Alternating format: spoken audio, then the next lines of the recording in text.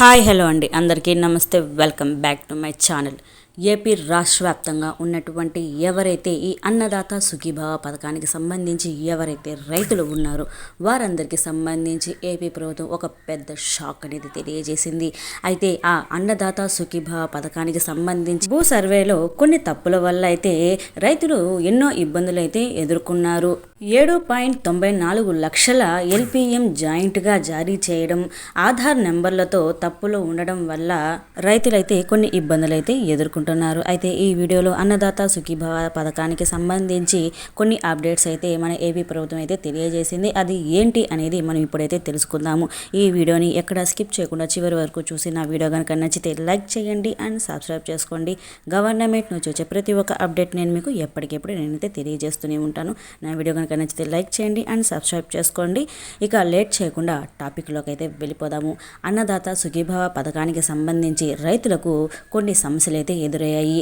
గత వైసీపీ ప్రభుత్వం హయాంలో భూ సర్వే పేరిట చేపట్టిన సర్వేలో ప్రక్రియను రైతన్నల కోసం కొత్తగా ఏర్పడిన కూటమి ప్రభుత్వం అన్నదాత సుఖీభావ పథకాన్ని ప్రవేశపెట్టింది.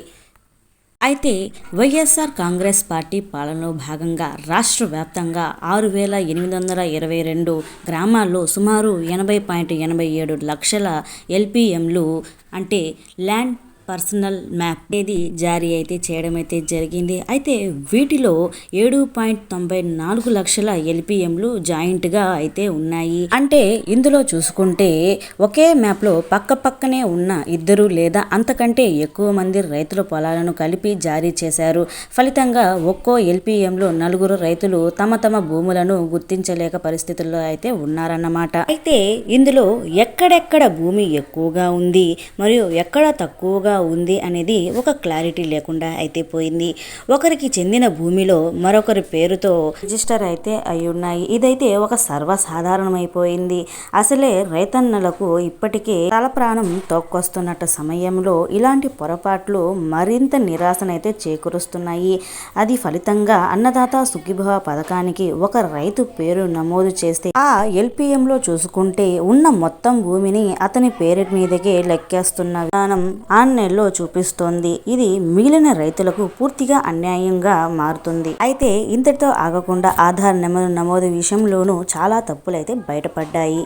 వాస్తవానికి చూసుకుంటే గత ప్రభుత్వం ఎన్నికల వేళలో హడావిడిగా భూముల సర్వే పూర్తి చేయాలనే ఉద్దేశంతో హడావిడిగా అయితే ఇది చేయడం అయితే జరిగింది. ఈ హడావిడి ఫలితంగా తప్పులు చోటు చేసుకుంటూ వచ్చాయి.